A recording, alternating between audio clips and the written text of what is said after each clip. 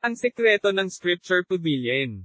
Kabanata 811, ang Samahan ng Sabik. Jew. Talagang nakalaya siya. Medyo hindi magandang tingnan ang ekspresyon ni Shen Yichen. Masyadong mabilis ang pagmumukhang ito.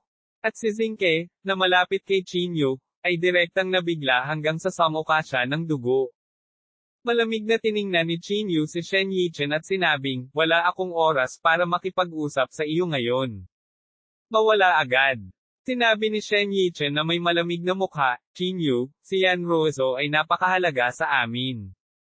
Hinding-hindi ako susuko. Then go to hell." Galit na galit si Qinyu at sumuntok. Ang mukha ni Shen Yichen ay nagbago ng husto. Masyadong mabilis ang suntok na ito.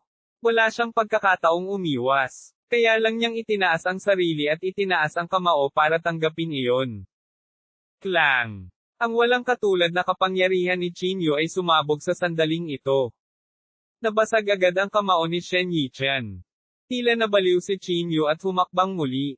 Hinawakan niya ang ganap na panimulang banal na kamao sa kanyang kamay, at ang kanyang mga galaw ay simple at magaspang.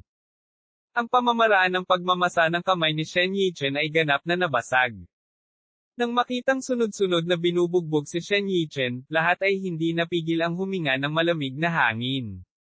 Iyon ay isang half-step martial saint. Paano siya mabubugbog sa ganoong estado? Boom! Napakabilis, ang kamao ni Qinyu ay nabasag sa dibdib ni Shen Yichen. Si Shen Yichen ay agad na binugbog hanggang sa siya ay dumudugo ng husto at napilitang umatras ng paulit-ulit. Hindi ito magagawa. Kung magpapatuloy ito, natatakot akong mamatay ako dito. Pulong ni Shen Yichen sa mahinang boses. Sa sandaling ito, nagsisimula siyang matakot. Ang isang half-step martial saint na natatakot sa isang martial marquee ay hindi pa naririnig. Boom! Habang siya ay nasa malalim na pag-iisip, binato siya ni Qinyu ng isa pang suntok. Nagmamadaling umiwas si Shen Yichen. Nang ang kamao na iyon ay bumagsak sa lupa, ang buong lupa ay agad na sumabog. Hindi, kailangan nating umatras, sabi ni Shen Yichen sa mahinang boses. Pagkatapos, sumigaw si Shen Yichen, "Lahat, umatras kaagad." Matapos ilabas ang mga salitang ito, agad na tumakbo si Shen Yichen. Bilang isang half-step martial saint, natural na hindi na kailangang sabihin ang kanyang bilis. Si Qinyu ay walang oras na mag-aksaya sa kanya. Ang pinakamahalagang bagay ngayon ay dalhin si Yan Ruozo at umalis. Huwag mo nang isipin ang pag-alis. Sa sandaling ito, nakita ni Qinyu si Zinke na nagbabalak tumakas. Nag-flash ang figure ni Qinyu, at sinipa niya ang mga paa ng politiko sa pira-piraso. Agad na napasigaw si Zinke sa sakit. Kinagat niya ang kanyang mga ngipin at sinabing, "Qinyu, ano ang gusto mong gawin? Ako ang tumulong sa iyo na iligtas si Yan Ruozo. Kahit anong mangyari, kung wala ka, hindi ko talaga mailigtas si Yan Ruozo. Kung isasaalang-alang ito, ililibre ko muna ang buhay ng aso mo," malamig na sabi ni Qinyu. Pagkatapos, sinunggaban ni Qinyu si Zinke at umalis kasama niya ng mabilis. Mabilis na tumakbo ang grupo ng mga tao. Ang hitsura ni Qinyu ay mukhang kakaiba. Hawak niya si Yan Ruozo sa kanyang mga braso, at may dalawang tao sa kanyang mga kamay. Ang isa ay ang duguan na si Zinke, at ang isa ay isang batang babae na may takot na ekspresyon. Mabilis na tumakbo si Qinyu patungo sa bahay. Sa oras na bumalik siya sa bahay, bumalik na ang bigot sa manibela. "Qinyu? Ikaw? Nagtagumpay ka." Nang makita niya si Yan Ruozo sa kanyang mga braso, ang bigot sa manibela ay agad na namutla sa takot. Si Qinyu ay walang oras na mag-aksaya ng bigot sa manibela. Inihagis niya si Zinke sa bigot ng manibela at sinabing, "Umalis ka agad sa lugar na ito, dali." Ang bigot sa manibela ay hindi nang ahas na magsalita pa. Nagmamadali siyang tumayo at saglit na nag-ayos bago sumunod kay Qinyu at mabilis na umalis. Ang unang lugar na gustong puntahan ni Qinyu ay ang Divine Alchemist Pavilion. Kailangan niya ang tulong ng Pavilion Master para gamutin ang mga sugat ni Yan Ruozo. Tuldok tuldok tuldok. Sa sandaling ito, ibinabalik ni Lola Chin si Blackie. Sa daan, ang mukha ni Lola Chin ay puno ng kabaitan, at ang kanyang mga mata ay puno ng pagmamahal. "Blackie, Ang isang kabiguan ay wala. Sa puso ni Lola Chin, palagi kang magiging pinakamahusay, nakangiting sabi ni Lola Chin. Habang nag-uusap silang dalawa tungkol sa relasyon nilang mag-ina, nagring ang telepono ni Lola Chin. Kinuha niya ang telepono at nakita niyang si Ziyahang ang tumatawag. Bahagyang kumunat ang noo ni Lola Chin. Kinuha niya ang phone at sumimangot. Anong problema? Nag-aalalang sinabi ni Ziyahang, Granny Chin, masama. Chin Yu. Chin Yu? Siya. Anong meron sa kanya? Sabihin mo sa akin dali. Nagbago ang ekspresyon ni Lola Chin. Bigla niyang naramdaman na may mali. Sinabi ni Ziyahang sa nanginginig na boses, si Chin Yu ay pumasok sa Jingdo Martial Arts Association. Ako, hindi ko alam kung anong ginawa niya. Biglang nagbago ang ekspresyon ni Lola Chin. Nako, nahulog ako sa bitag. Tinampol ni Lola Chin ang kanyang hita at biglang naintindihan. Nagulat na sabi ni Blackie, Granny Chin, what's wrong? Kinagat ni Lola Chin ang kanyang mga ngipin at sinabing, Blackie, bumalik ka muna. May gagawin ako.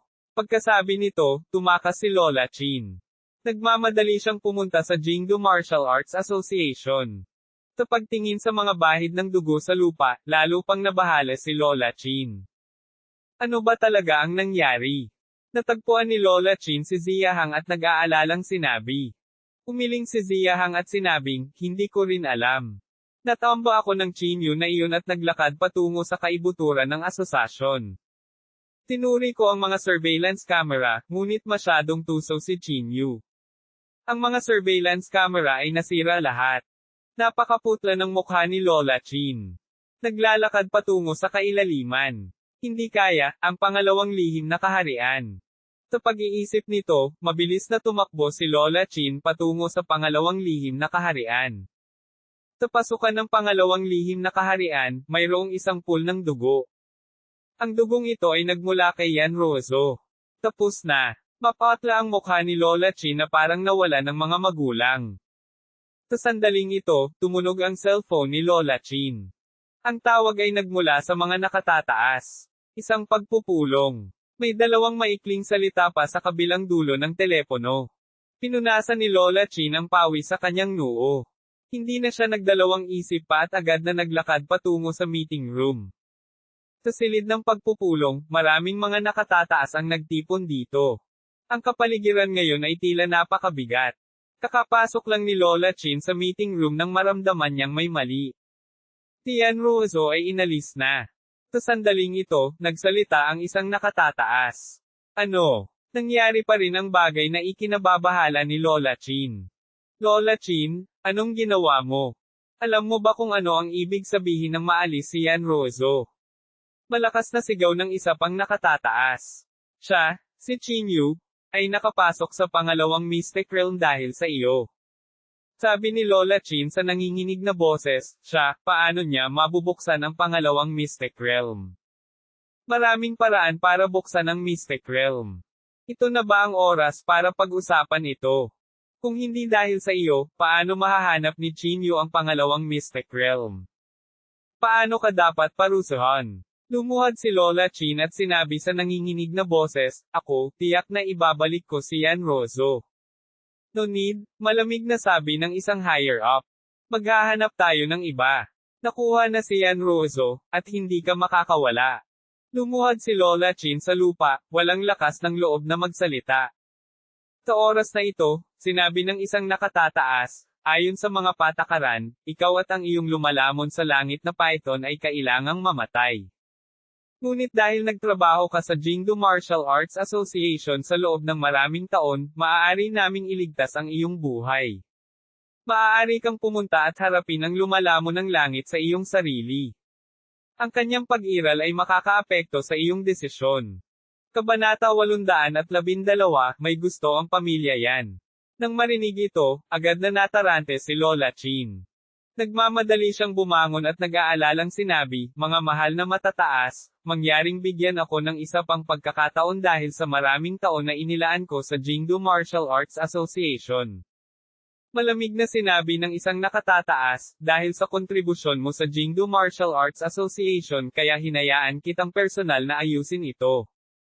Kinagat ni Lola Chin ang kanyang mga ngipin at sinabing, bigyan mo ako ng ilang araw, okay? 3 araw lang ang bibigyan ko. Sana ay makabuo ka ng magandang resulta sa loob ng 3 araw, malamig na sabi ng isa sa mga nakatataas. Lola Chin, sana hindi ka magkamali ng desisyon. Pagkatapos sabihin ito, dahan-daang naglaho ang mga nakatataas, naiwan si Lola Chin na nakatayo doon na tulala. Tumulo ang luha sa mga sulok ng mata ni Lola Chin. Hindi niya akalain na ito ang magiging resulta. Chin-yu, kasalanan mo ang lahat. Chin-yu. Ang galit na boses ni Lola Chin ay kumalat sa buong silid. Pagka-uwi, si Blackie ay naghihintay ng mapait sa bahay. Nang makitang bumalik si Lola Chin, nagmamadaling bumangon si Blackie. Granny Chin, are you alright? Lumapit si Blackie at nagtanong. Pilit nang umiti si Lola Chin, baka sa mukha niya ang kabaitan. Okay lang ako, nakangiting sabi ni Lola Chin. Blackie, kahit ano paman, paprotektahan ko ang buhay mo.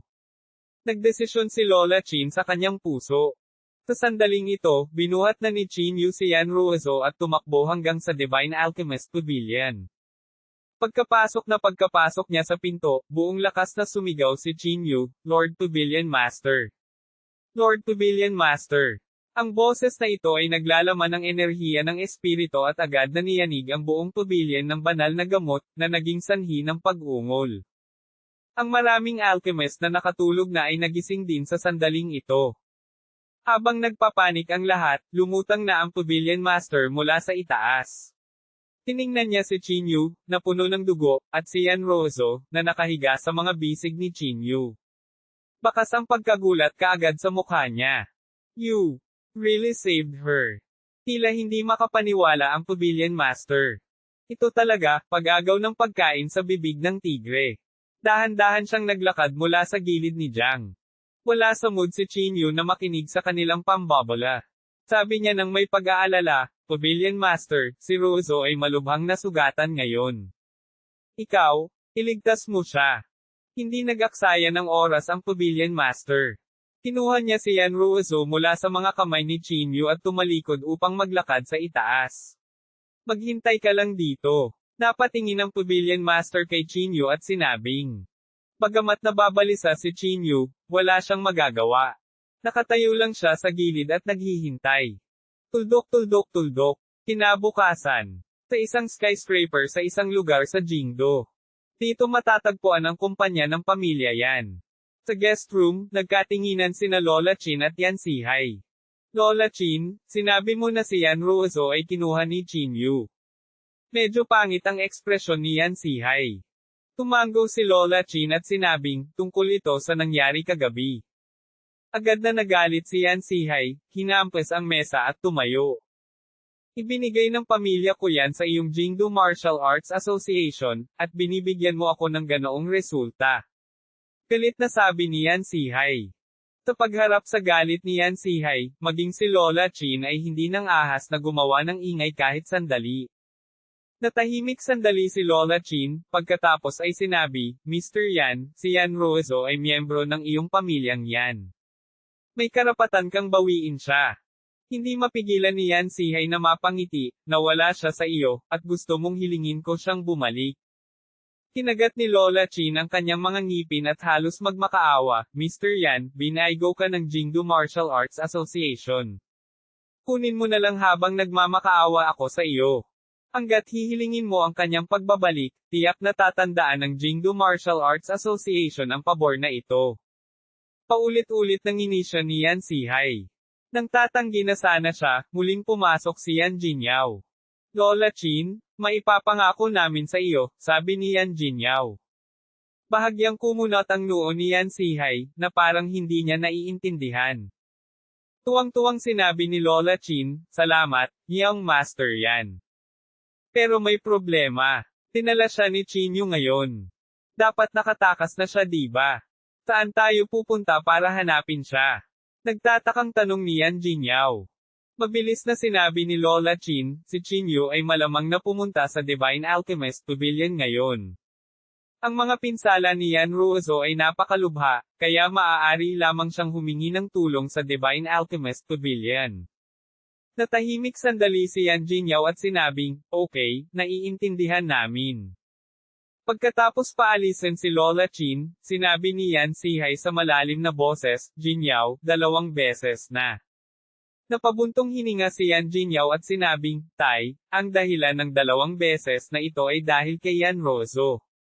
Ano man ang mangyari, hindi natin hahayaan si Yan Rozo na magtanim. Hindi ko ito ginagawa para sa Jingdo Martial Arts Association, ginagawa ko ito para sa sarili ko. Kapag si Yan Rozo ay tumungo sa landas ng cultivation, ang kanyang kapangyarihan ay mas hihigit sa akin. Sumimangot si Yan Sihay at sinabing, si Yan Rozo lang talaga ang nag-aalala sa'yo. Pare, hindi mo nakuha ang bloodline niya. Hindi mo alam kung anong uri ng kapangyarihan ang taglay ng bloodline na ito.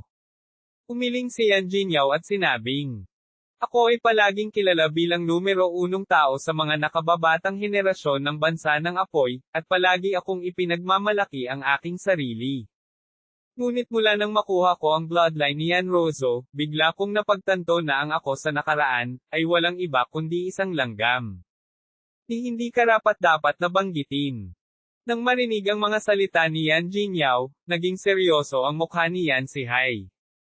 Pero, masunurin bang pakakawalan siya ng Chinyu na iyon? Nagtatakang tanong ni Yan Sihay. Siyempre hindi, sabi ni Yan Jinyaw na may malamig na ngiti. Kaya, kailangan pa nating hilingin kay Yan Yongxiu na lumapit. Siya ang ama ni Yan Rozo, kaya natural na may karapatan siyang bawiin siya. Kung hindi siya pakakawalan ni Chinyu, mahahatulan siya ng kidnapping. Hindi na nagsalita pa si Yan Sihay. Agad silang dalawa na umalis sa kumpanya at hinanap si Yan Yongxiu. Si Rozo ay kinuha ni Chinyu. Bahagyang nagulat si Yan Yongxiu, at mas nabigla ang kanyang puso. Si Yan Yongxiu, na lumaki sa Jingdo, ay natural na alam kung ano ang ibig sabihin ng Jingdo Martial Arts Association. Ang iyong anak na babae ay kinuha ni Chinyu. Kailangan mong sumama sa amin para mabawi siya, malamig na sabi ni Yan Sihay. Paano madadali ng isang wild brat ang isang miyembro ng pamilya nating yan? Ito ay may kinalaman sa mukha ng ating pamilyang yan. Hindi alam ni Yan Yongxiu ang malisyosong iniisip ni Yan Sihay at ng kanyang anak. Bilang karagdagan, napuno din siya ng pananabik para kay Yan Rozo. Kaya naman, hindi na siya masyadong nag-isip at pumayag. Agad na sumugod ang grupo ng mga tao patungo sa Divine Alchemist Pavilion. Sa sandaling ito, hindi pa rin bumababa ang Pavilion Master mula sa itaas. Tumayo si Chinyu habang bumababa. Amoy na amoy niya ang halimuyak ng mga halamang gamot at pati na rin ang mga ulap ng tableta na paminsan-minsan ay nag-iipon sa kalangitan. Buong gabi, wala pa rin siyang nakuhang resulta. Dahil dito, labis na nabalisa si Chinyu. Elder Chin, may isang tao sa labas na nagsasabing siya ay mula sa pamilyang yan. Gusto kanyang makita. Sa sandaling ito, may biglang tumakbo at nagsabi. Someone from the Yan family. Agad na kumunat ang mga kilay ni Chinyu. Handlebar mustache, manatili ka rito at manood. Titingnan ko. Sabi ni Chinyu sa bigot sa manibela. Pagkasabi nito, mabilis na naglakad si Chinyu patungo sa direksyon ng pinto. Kabanata 813, humakbang at lumaban. Sa pintuan. Si Yan Sihay at ang kanyang anak, gayon din si Yan Yongxiu, ay naghihintay sa pintuan. Bukod doon, ang mga bodyguard ni Yan Sihay ay sumunod na malapit sa kanyang tabi. Sa sandaling ito, lumabas si Chinyu mula sa Divine Alchemist Pavilion. Ang kanyang mukha ay malamig at madilim, at ang kanyang buong katawan ay puno ng pagpatay na layunin. Ang ganoong poster ay hindi maiwasang mapasimangot si Yan Sihay. Chinyu. Sigaw ni Yan Yongxiu. Nang makita ang kasalukuyang Chinyu, si Yan Yongxiu ay nagkaroon ng hindi maipaliwanag na damdamin sa kanyang puso. Noong una niyang nakilala si Chinyu, isa pa rin siyang walang kwentang tao, ngunit ngayon ay lumaki na siya sa ganoong antas. Hindi talaga inaasahan ni Yan Yongxiu. Hindi pinansin ni Chinyu si Yan Yongxiu at malamig na nagtanong, Yan Sihay, bakit mo ako hinahanap? Sabihin mo lang. Hinawakan ni Yan Sihay ang kanyang tabako sa kanyang bibig at sinabing walang pakialam, okay, pagkatapos ay diretso na ako sa punto. Nabalitaan ko na kinuha mo si Yan Ruozo. Ngumisi si Chinyu, may kinalaman ba ito sa iyo? Sinabi ni Yan Sihai na may malamig na mukha, si Yan Ruozo ay miyembro ng pamilyang Yan. Sa tingin mo ba may kinalaman ito sa kanya? Nang marinig ito, hindi napigilan ni Chinyu na matawa dahil sa galit. Tinuro niya ang ilong ni Yan Sihai at sinabing, Yan Sihai, may kahihiyan ka ba? Noong nakulong si Yan Ruozo sa Jingdo Martial Arts Association at nagdurusa, hindi mo siya hiningi, pero ngayon alam mo na miyembro siya ng Yan family. Sa pagharap sa pangungutya ni Chinyu, hindi nagalit si Yan Sihai. Walang pakialam na sabi niya, walang kinalaman sa iyo iyon. Ang pakikitungo namin sa mga tao ng pamilya yan ay walang kinalaman sa iyo. F***ing bullshit. Hindi mapigilan ni Chinyu na magmura. Yan Sihai, mas mabuting mawala ka na ngayon. Kung hindi, hindi ko magagarantiya na hindi ako papatay ng tao. Nang marinig ito, hindi napigilan ni Yan Sihai na umatras.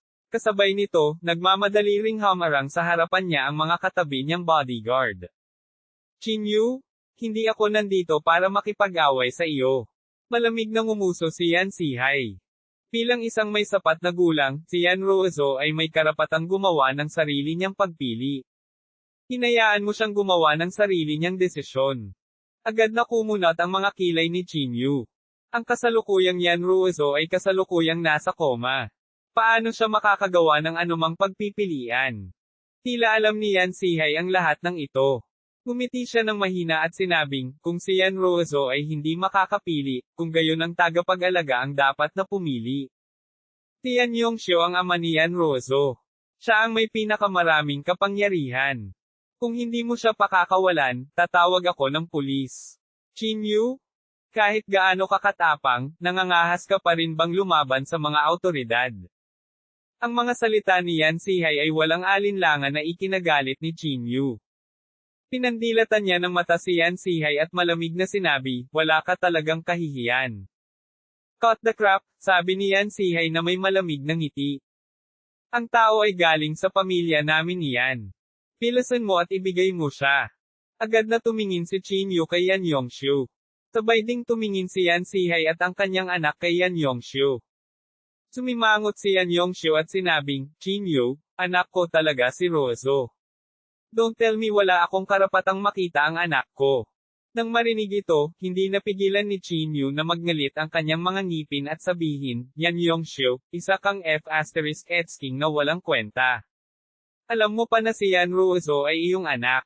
Alam mo ba kung gaano kasakit ang dapat tiisin ni Yan Ruozo araw-araw kapag siya ay nakakulong sa Jingdo Martial Arts Association? Bilang isang ama, hindi ka man lang nangangahas na umutot, isang walang kwenta. Nagmamadaling ipinaliwanag ni Yan Yongxiu, ang sinabi mo. Hindi ko talaga alam. F***CQ. Walang awa si Chinyu. Kasali ka sa pamilya yan. Hindi ako naniniwala na wala kang alam. Si Yan Yongxiu ay agad na napatulala. Mula nang mahuli si Yan Ruozo, nagpapanggap siyang walang alam. Nagsinungaling siya sa sarili niya para gumaan ang pakiramdam niya. Ngayong inilantad na siya ni Chinyu, paano siya nakakaramdam ng kaginhawahan sa kanyang puso? Ngayong nakalabas na siya, hindi dapat maging problema para sa akin na iuwi siya, tama ba? Sabi ni Yan Yongxiu sa malalim na boses. Pinaikit ni Chinyu ang kanyang mga mata at sinabing, alam mo ba kung ano ang gagawin ni Yan Sihai kung ibabalik niya siya? Papatayin niya si Yan Ruozo o ibabalik siya sa Jingdo Martial Arts Association. Gusto mo bang patuloy na magdusa ang iyong anak na babae? Biglang nagbago ang ekspresyon ni Yan Yongxiu. Hindi niya namamalayan na tumingin kay Yan Sihai. Casual na sinabi ni Yan Sihai, huwag kang mag-alala. Wala akong gagawin kay Yan Ruozo. Naniniwala ka ba? Malamig na tiningnan ni Chinyu si Yan Yongxiu at sinabing, paglilinang. Malamig na sinabi ni Yan Sihai, Chinyu, huwag mo akong sir-an. Hindi pinansin ni Chinyu si Yan Sihai at pinagalitan, Yan Yongxiu, isipin kung paano tinatrato ni Yan Sihai si Yan Ruozo noong nakaraan. Kung lalaki at ama ka pa rin, huwag mo siyang hilingin. Mas ligtas kasama ko si Yan Ruozo kaysa saan man. Sa puntong ito, iniba ni Chinyu ang paksa at malamig na sinabi, Syempre, kung gusto mo akong pilitin, wala akong pakialam na patayin kayong lahat. Para kay Yan Rozo, gagawin ko ang lahat. Pinaikit ni Yan Sihay ang kanyang mga mata at sinabing, Chinyu, hindi ako naniniwala na talagang nangangahas ka. Bago natapos ni Yan Sihay ang kanyang mga salita, isang alon ng kumukulong dugo ang damanak sa kanyang mukha. Paglingon niya, nakita niyang nakabukaka ang ulo ng bodyguard na nasa tabi niya at diretsyong bumagsak ang katawan. Malamig na sinabi ni Chinyu, kung maglakas loob kang magsalita muli ng walang kaparerekon, siya ang magiging katapusan mo. Sa sandaling ito, ang lahat ay medyo natakot. Ang isang peak stage martial marquee ay talagang napatay sa pamamagitan ng isang sampal. Wala man lang siyang lakas para makaganti. Ang ganitong uri ng lakas ay maliwanag. Chinyu, may karapatan akong ibalik ang ating mga tao. Sabi ni Yan Sihay sa naguguluhan at galit na paraan. Lumapit si Chinyu at malamig na sinabi, kung gayon ay maaari kayong pumunta at subukan. Habang nagsasalita siya, biglang sumabog ang layunin ng pagpatay sa katawan ni Chinyu. Ang nagyayelong lamig ay nagpanginig sa mga tao. Sa sandaling ito, biglang sinabi ni Yan Yongxiu, Kuya, sa tingin ko. May katuturan ang sinabi ni Chinyu.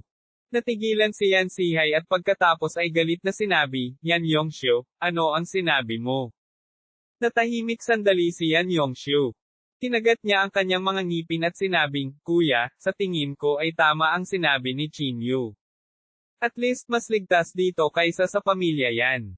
Yan Yongxiu, nababaliw ka na ba? Pinaikit ni Yan Sihay ang kanyang mga mata at sinabing.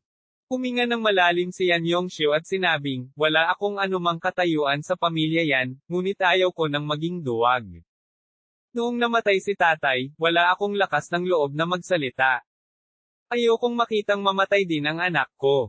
Iyo, ang iyong mga salita ay madaling magdulot ng problema sa iyong sarili, sabi ni Yan Jinyaw na may mahinang ngiti. Hindi napigilan ni Chinyu ang tumawa ng malakas sa gilid, Yan Jinyaw, banta mo ba ang sarili mong tiyuhin ng ganito? Kung hindi ka kumbinsido, halika, mag-away tayo. Habang nagsasalita siya, humakbang pasulong si Chinyu. Ang kanyang ligaw na buhok ay sumayaw ng ligaw, at ang kanyang fighting spirit ay umaapaw. Para siyang hindi matatalo na Diyos ng digmaan. Kabanata 814, Martial Saint sa ikalawang lihim na kaharian. Sa sandaling ito, halos umabot na sa sukdulan ang layunin ng labanan ni Chinyu. Ang dalisay na panloob na chi na ito ay tumawid sa buong kalye. Ang mga kilay ni Yan Jinyaw ay mahigpit na nakadikit. Gumisi siya at sinabing, Chinyu, huwag mong isipin na wala akong alam. Umaasa ka sa kapangyarihan ng isang martial saint para lumapit at hamanin ako. Sa tingin mo ba mahuhulog ako dito? Gumisi si Chinyu, kailangan ko ba ng kapangyarihan ng isang martial saint para patayin ka? Magaling. Mawawala ang kapangyarihan ng isang martial saint balang araw. Sa oras na iyon, mamamatay ka. Sigaw din ni Yan Jinyaw. It's a deal. Malamig na sabi ni Chinyu. Yan Sihay, huwag mo nang isipin si Yan Rozo. Pahalagahan mo ang huling pagkakataon na makakasama mo ang iyong anak. Pagkasabi nito, tumalikod si Chinyu at umalis. Chinyu, hindi mo ba talaga siya ibibigay? Hindi napigil ang sumigaw ni Yan Sihay. F***CQ, get lost. Taway ni Chinyu nang hindi man lang lumingon. Nagnganga ang mga ngipin ni Yan Sihay. Bagamat siya ay galit na galit, wala siyang magawa kay Chinyu. Ang kasalukuyang lakas ng Chinyu ay umabot sa punto kung saan kahit ang pamilya yan ay walang magawa sa kanya. Kung walang martial saint, walang makakapigil kay Chinyu. Walang magawa, ang iilan sa kanila ay makaalis lamang. Pagkatapos bumalik sa Jingdo, matagal nang naghihintay dito si Lola Chin. Nang makita niyang bumalik si Yan Sihay, dali-dali siyang lumapit sa kanya at sinabing, Mr. Yan, ibinalik mo ba siya? Hindi mapigilan ni Yan Sihay na sampain, dalhin mo ang aking asno. Hindi siya pakakawalan ni Chinyu. Gusto ko pa ring tanungin ang iyong Jingdo Martial Arts Association para sa kanya. Nang marinig ang mga salitang ito, agad na umupo si Lola Chin sa lupa, puno ng kawalan ng pag-asa ang kanyang mukha. Kung hindi nila siya maibabalik, nangangahulugan ito na ang maliit na itim ay mamamatay. Para kay Lola Chin, na walang anak, hindi ito katanggap-tanggap. Lola Chin, bakit hindi ka magpadala ng isang martial saint para patayin ang Chinyo na iyon? Sabi ni Yan Jinyaw na may pagdududa. Dapat may martial saint ang Jingdo Martial Arts Association, di ba? At, parang may martial saint sa kulungan na iyon, di ba? Tinulyapan ni Lola Chin si Yan Jinyaw at umiling. Sinabi niya, kung makapagpadala tayo ng isang martial saint, hindi na natin hahayaang mabuhay si Chinyo ng ganoon katagal. Pagkatapos niyang sabihin ito, tulala na umalis si Lola Chin sa lugar na ito. Tuldok. Sa sandaling ito, sa Divine Alchemist Pavilion. Tumayo si Chinyo sa ibaba ng Pavilion Master at nagpatuloy sa paghihintay. Para sa isang buong araw at gabi. Gabi na nang tuluyang bumaba ang Pavilion Master mula sa itaas.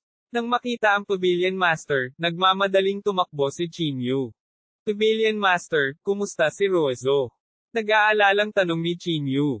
Umiling ang Pavilion Master at bumaantong hininga.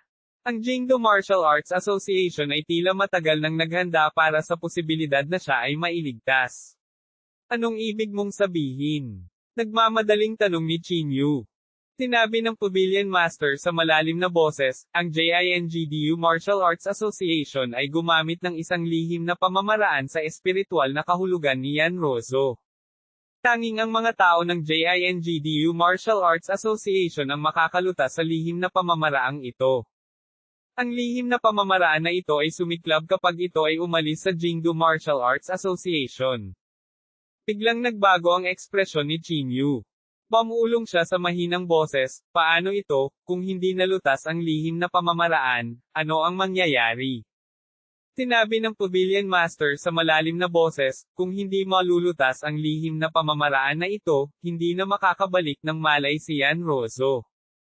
Sa madaling salita, siya ay magiging isang buhay na patay. Living dead. Biglang naramdaman ng puso ni Chinyo na parang libu-libong palaso ang tumusok sa kanyang puso. Isang alon ng galit ang bumaril sa tuktok ng kanyang ulo. Jingdo Martial Arts Association. Ikinuyom ni Chinyo ang kanyang kamao ng mahigpit.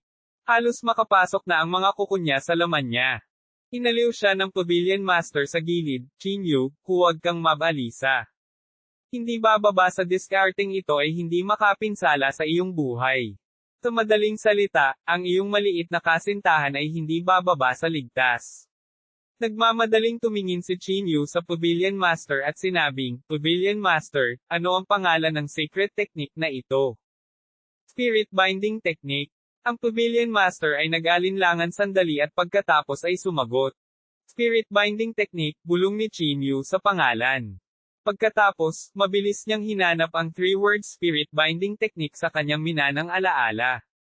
Sa kasamaang palad, hindi mahanap ni Chinyo ang discarding ito.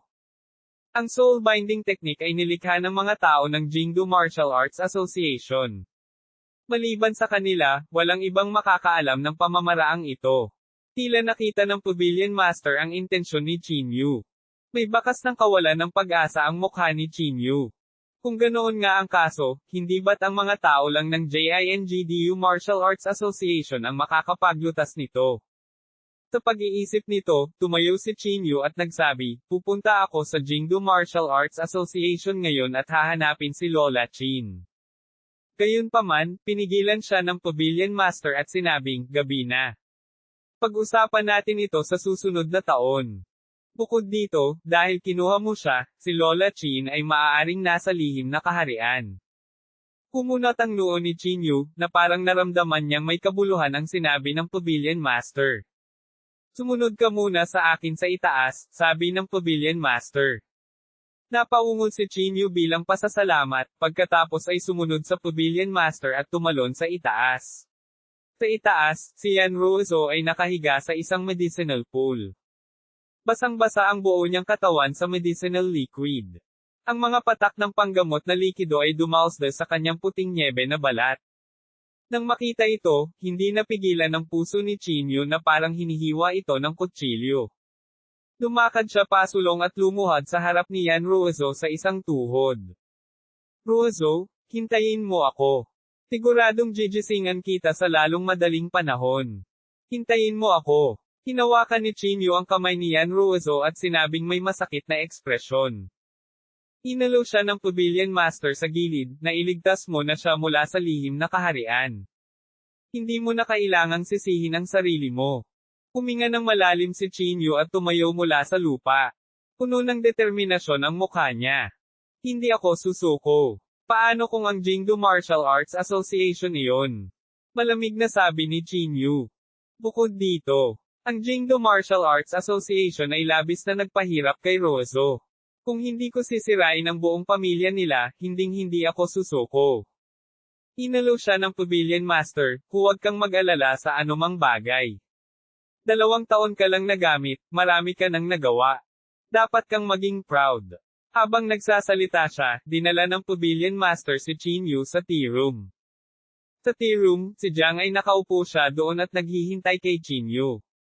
Senior Jiang He. Bahagyang yumuko si Chinyu, bilang pagbati.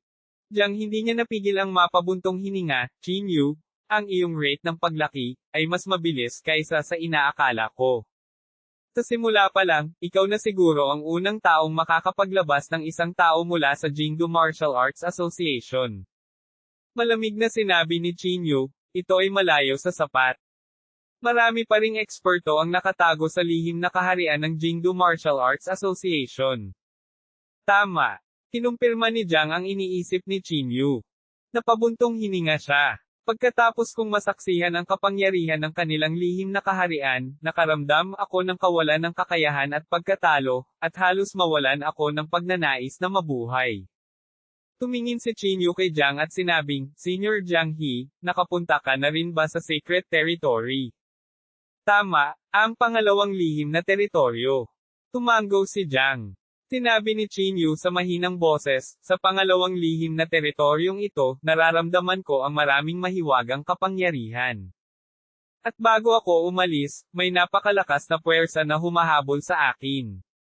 Ito ba ay ang Martial Saint? Tumingin si Jiang kay Chinyu at tumango, tama, may Martial Saint talaga sa pangalawang secret area. Kabanata 815, Spirit Binding Technique. Huminga ng malalim si Chinyu at sinabi sa mahinang boses, tulad ng inaasahan. Ang puwersang iyon ay napakalakas na kahit si Chinyu, na nagtataglay ng kapangyarihan ng isang Martial Saint, ay hindi makakapantay sa kanya. Kung ito ay isang half-step Martial Saint, maaaring lumaban pa si Chinyu. Mukhang hindi talaga sila makakaalis sa Secret Realm, sabi ni Chinyu sa mahinang boses. Habang nagsasalita siya hanggang sa puntong ito, biglang naisip ni Chinyu ang Martial Saint na nakakulong sa kailaliman. Ipinakulong daw ng Martial Arts Association ng Jingdo ang Martial Saint. Kung gayon, paano sila nabubuhay sa mundong ito? Nagtatakang tanong ni Chinyu. Si Jiang ay napatingin siya kay Chinyu at sinabing, naisip mo na ba na ang bilangguan ay isa ring lihim na kaharian? Natigilan si Chinyu at agad na naintindihan. Tama, ang kalaliman ng bilangguan ay maaaring maging isang lihim na kaharian. Nakulong din ang Martial Saint na iyon sa Secret Realm. Naiintindihan ko, sabi ni Chinyu sa malalim na boses. Sa sandaling ito, may naisip siya at agad na tumingin sa Pavilion Master at sinabing, nasaan ang 2 taong dinala ko pabalik? Sinabi ng Pavilion Master, nakalock sila sa piitan. Dalhin mo ako agad doon. Gusto ko silang makita, nagmamadaling sabi ni Chinyu. Pagkatapos, ang iilan sa kanila ay naglakad patungo sa piitan. Nang bumukas ang pinto ng piitan, nakita ni Chinyu si Xingke, na nakalock sa ibaba, at ang batang babae na inilabas ni Chinyu mula sa pangalawang lihim na kaharian. Kumunat ang noo ni Chinyu. Hinayla niya ang kamay ng dalaga at hinayla palabas ng piitan. Hindi kita sasaktan. Gusto ko lang magtanong sa iyo ng ilang katanungan, sabi ni Chinyu habang nakatingin sa batang babae na puno ng luha ang mukha. Nagmamadaling tumango ang dalaga, puno ng luha ang malalaking mata. Lord Pavilion Master, mangyaring ayusin ang isang lugar para sa kanya, sabi ni Chinyu. Bahagyang tumango ang Pavilion Master. Tumingin siya sa babae at sinabing, sundan mo ako. Pagkatapos, bumagsak ang tingin ni Chinyu kay Xingke. Dapat mong malaman kung bakit kita hinahanap, malamig na tanong ni Chinyu. Tumangala si Zinke kay Chinyu at ngumuso, paano ko malalaman? Kung hindi mo alam, sasabihin ko sa iyo, malamig na sabi ni Chinyu. Sabihin mo sa akin ang paraan para buksan ang Mystic Realm, at ililigtas ko ang iyong buhay. Hindi mapigilan ni Zinke na matawa nang marinig iyon, Chinyu, huwag mong isipin na hindi ko alam. Kahit sabihin ko sa'yo papatayin mo pa rin ako. Kumunat ang noo ni Chinyu. Tulad ng sinabi ni Zinke, sa kasalukuyang estado ng pag-iisip ni Chinyu, hindi niya hahayaang mawala si Zinke. Ngunit para kay Yanrozo, huminga pa rin ng malalim si Chinyu at sinabing, pangako, basta sasabihin mo sa akin, ililibre kita. Sa panaginip mo, napakakaunting mga tao sa mundong ito na maaaring magbukas ng Mystic Realm. Hanggat hindi ko sinasabi sa iyo, at least kaya kung panatilihin ang buhay ko. Hinisya ni Zinke. Tingin mo, tanga ako. Kung sasabihin ko sa'yo, ibig sabihin na wala na ako ng halaga. Sa oras na iyon, mamamatay lang ako. Ngumisi si Chinyu. Marami kang alam, ngunit sinasabi ko sa iyo, ako, si Chinyu, ay tutuperin ang aking salita. Hanggat sinabi mo sa akin, ipinapangako kong ililibre kita. Hehe, hindi ako 3 taong gulang na bata. Inilayo ni Zinke ang kanyang mukha. Malamig na sinabi ni Chinyu, kung ganoon ang kaso, maaari lang kitang patayin. Pagkatapos sabihin iyon, ang palad ni Chinyu ay kumislap ng liwanag habang siya ay naglalakad patungo kay Zinke ng hakbang-hakbang. Sa sandaling ito, kahit na si Zinke ay nagpapanik, nakapikit pa rin siya, nagngangalit ang kanyang mga ngipin, at hindi umimik. Lumapit ang sinag ng liwanag sa kanyang mukha, ngunit sa huli, unti-unti itong nawala. Matigas ang bibig mo, malamig na sabi ni Chinyu. Pero marami akong oras. Maya-maya, bubuksan mo na ang bibig mo. Pagkatapos sabihin ito, tumalikod si Chinyu at naglakad palabas ng piitan. Wala siyang oras na sayangin si Zinke pansamantala.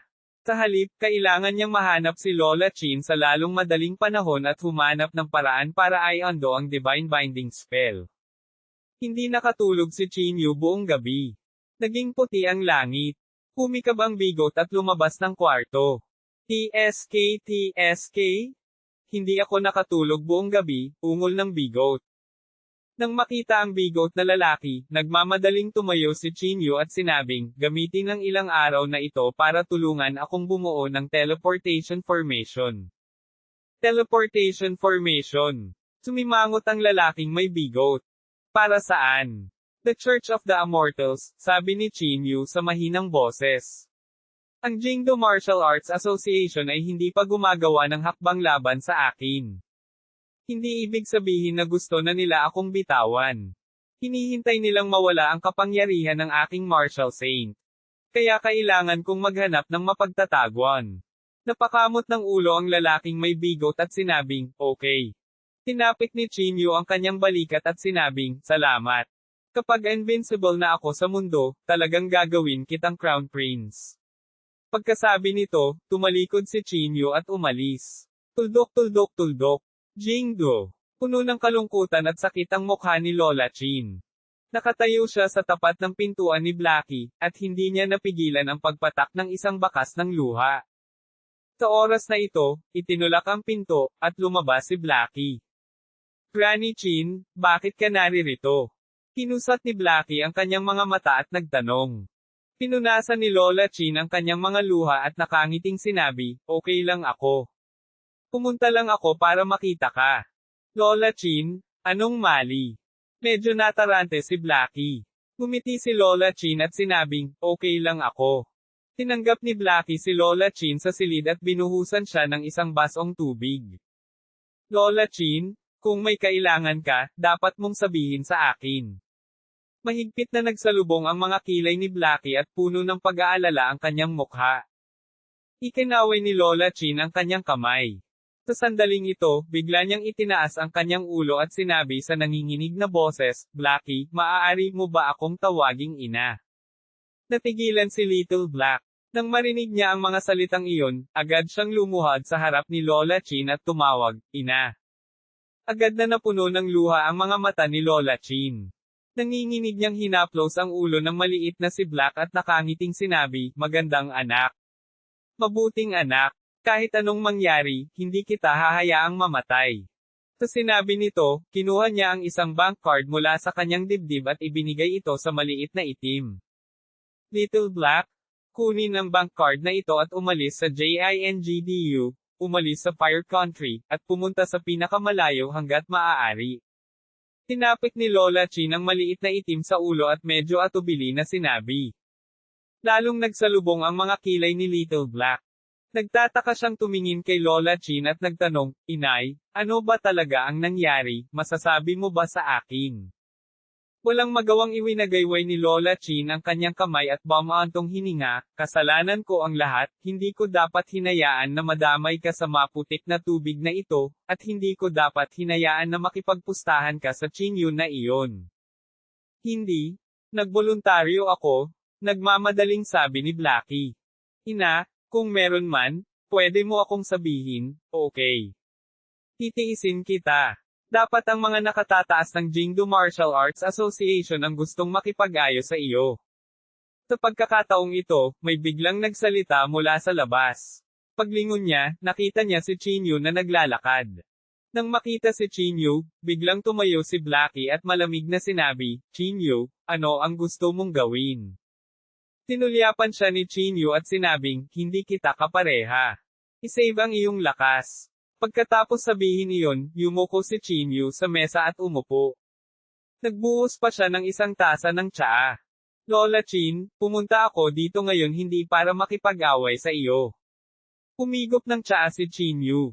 Malamig na sinabi ni Lola Chin, "Ano ang gusto mong gawin?"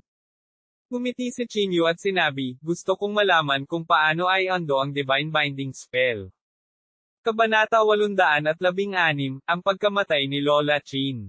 Ang paraan para ay ando ang God Binding Spell. Hindi napigilan ni Lola Chin ang mapatawa nang marinig niya ito.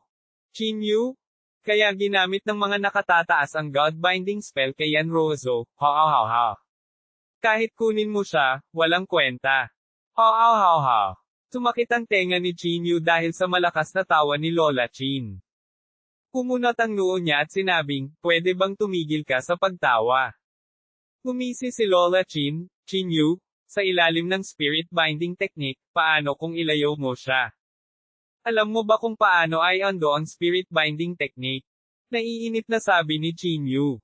Malamig na tiningnan ni Lola Chin si Chinyu at sinabing, "Imposible, hindi ako kwalipikadong hawakan ang spirit binding technique. Kahit hindi mo alam." Lalong kumunat ang noo ni Chinyu. Ngumisi si Lola Chin at sinabing, "Kung tutuusin, isa talaga akong top-level executive ng Jingdo Martial Arts Association, pero sa paningin nila, wala lang ako. Hindi naman ako chess piece." Natahimik si Chinyu. Tulad ng sinabi ni Lola Chin, ang pinakamataas na antas ay ang tunay na tagapamahala. Kung ganoon, hindi kita iistorbahin. Tumayo si Chinyu at handa nang umalis. Teka. Sa sandaling ito, pinigilan ni Lola Chin si Chinyu. "Anong meron? May gagawin ka pa ba?" Lumingon si Chinyu at nagtanong. Sinabi ni Lola Chin sa malalim na boses, "Ikaw, kalimutan mo na, maaari ka nang umalis." Ngumisi si Chinyu, "Napakahiya mo." Pagkatapos sabihin ito, naghanda si Chinyu na umalis. Sa sandaling ito, biglang kumislap ang ilaw sa kwarto. Sa sandaling lumitaw ang liwanag, isang anino ang lumutang. Nakita na ni Chinyu ang anino na ito dati. Iyon ang matandang nakita niya sa pasukan ng ikalawang Mystic Realm. Nagbago ang ekspresyon ni Lola Chin nang makita niya ang matandang ito. Lumuhad siya sa lupa at sinabi sa nanginginig na boses, "Greetings, sir." Tumingin ang matandang lalaki sa paligid at malamig na sinabi, "Chinyu. Bakit siya nandito? Kaya ko kung saan ko gusto. It's none of your business." Tumalikod si Chinyu at naglakad pabalik. Malamig na sinabi ng matanda, "Chinyu, kinuha mo si Yanrozo. Ito ay isang malaking paglabag. Alam mo ba yon? Kilala ko ang lolo mo." Hindi napigilan ni Chinyu na magmura. "Matanda, hayaan mo akong magtanong sa iyo, alam mo ba ang paraan upang i-undo ang God-binding spell?" Ngumisi ang matanda, so what if I know it? Paano kung hindi ko alam? Sa tingin mo ba sasabihin ko sa'yo? Pinaikit ni Chinyu ang kanyang mga mata at sinabing, Matandabi, magaling ka.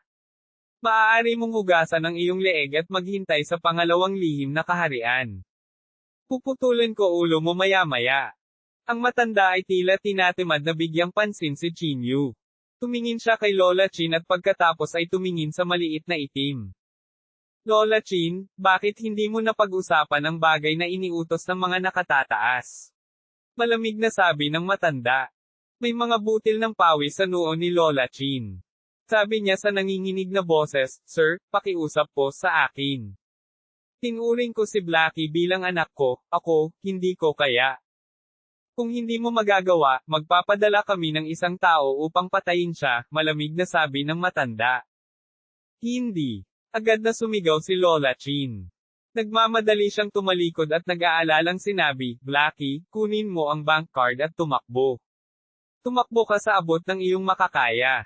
Granny Chin, ipagkanulo mo ba ang Jingdo Martial Arts Association? Tigaw ng matanda. Kinagat ni Lola Chin ang kanyang mga ngipin at sinabing, handa akong mamatay para sa kanya. Lahat ng pagkakamali ay dahil sa akin, at wala itong kinalaman kay Blackie.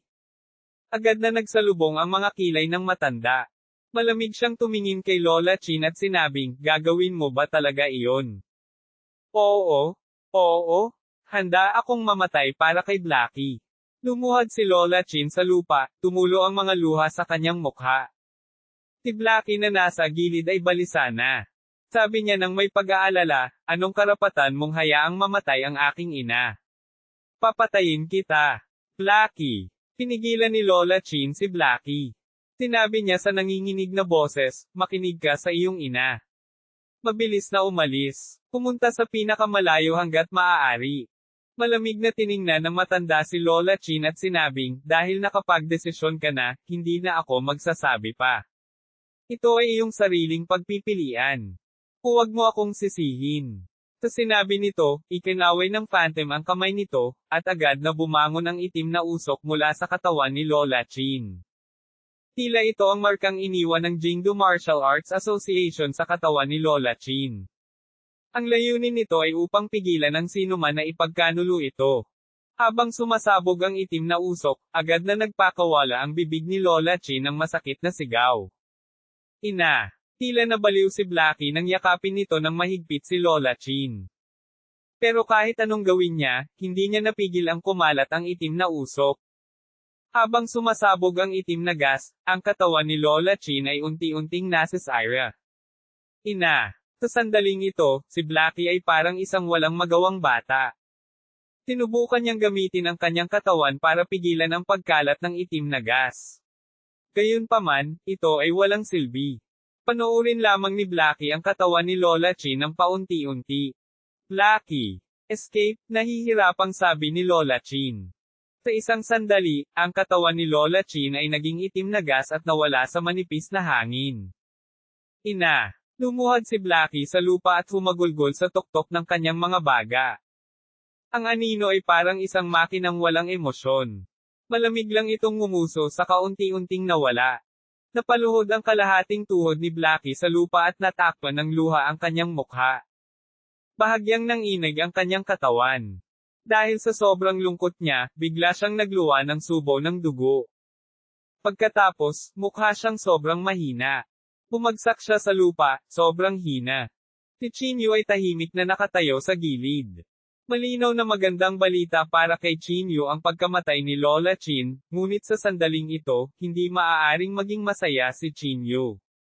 Ang Jingdo Martial Arts Association, ay talagang mabagsik at walang awa, sabi ni Chinyu sa mahinang boses. I must kill them. I must kill them. Patuloy na lumalabas sa bibig ni Blackie ang mga salitang ito.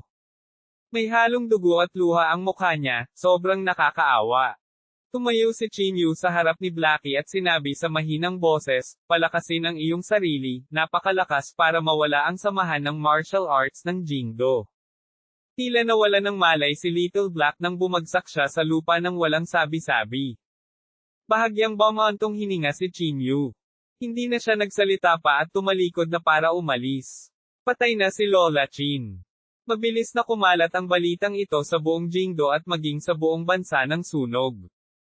Ang Jingdo Martial Arts Association ngayong taon ay talagang hindi maganda ang takbo.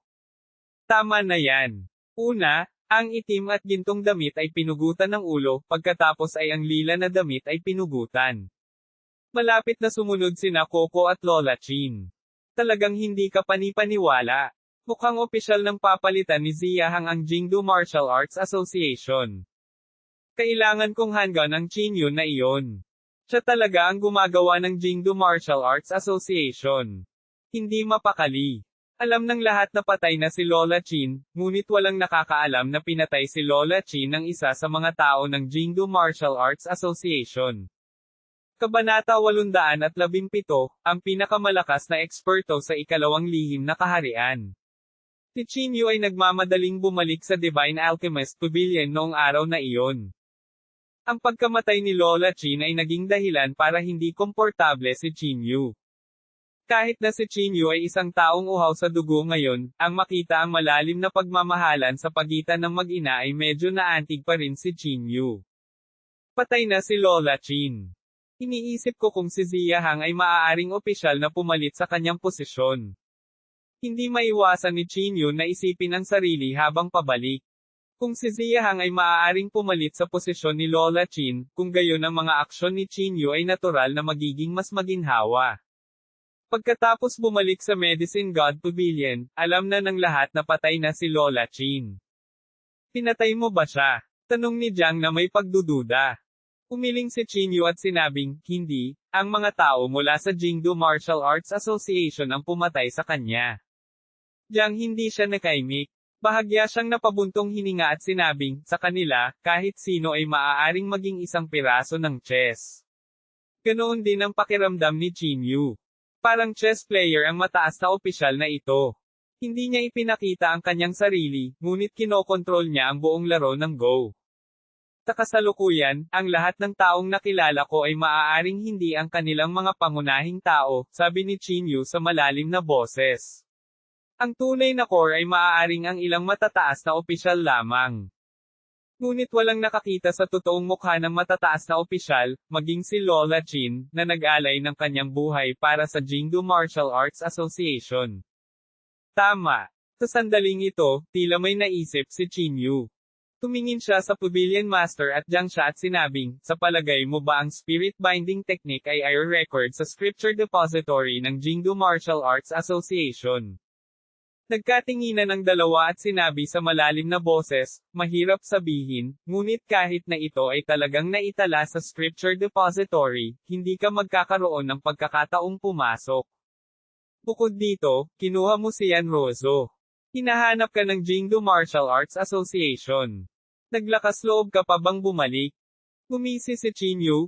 Ilang araw na ang nakalipas, ngunit hindi pa rin sila kumikilos. Ibig sabihin, wala silang gagawin sa akin pansamantala. O sa halip, wala silang magagawa sa akin pansamantala. Sinabi ng Pavilion Master sa mahinang boses, hinihintay nilang mawala ang kapangyarihan ng iyong Martial Saint. Tama. Tumango si Chin Yu. Bagaman hindi ako maikukumpara sa isang tunay na Martial Saint na may kapangyarihan ng isang Martial Saint, hindi ako natatakot sa sinumang mas mababa sa antas ng isang Martial Saint. Dahil ang Jingdo Martial Arts Association ay hindi makapagpadala ng isang Martial Saint, kung gayon ako ay ligtas. Sinabi ni Jiang na may pagdududa, paano kapag nawala ang kapangyarihan ng iyong Martial Saint? Paano mo ito haharapin? Totoo na ang Jingdo Martial Arts Association ay hindi makapagpadala ng isang Martial Saint, ngunit hindi mahirap para sa kanila na maging isang half-step Martial Saint. Bahagyang tumango si Chin Yu at sinabing, tama, nakapaghanda na ako. Maaaring tumakas ako bago mawala ang kapangyarihan ng Martial Saint, o pumunta ako sa half-step Martial Saint Realm bago iyon. Hakbang sa kalahating hakbang na Martial Saint Realm. Isang bakas ng pagkagulat ang bumungad sa mukha ni Jiang at ng Pavilion Master. Sa kasalukuyang panahon, kahit isang half-step Martial Saint ay matagal nang hindi nagpakita. In short, naghanda ako sa magkabilang panig. Isa-isa nating gawin ito. Tumayo si Chin Yu at sinabi. O tama, Pavilion Master, saang silid ang batang babae na dinala ko pabalik mula sa ikalawang misteryong kaharian? Tanong ni Chinyu. Tinabi ng Pavilion Master, sa silid sa kanlurang bahagi. Napaungol si Chinyu at tumalikod na para umalis. Pagkaalis ni Chinyu, tumingin ang Pavilion Master kay Jiang at sinabing, Old Mr. Jiang, kailan mo balak ipasa ang siyam na sekreto kay Chinyu? Jiang hindi siya nakaimik.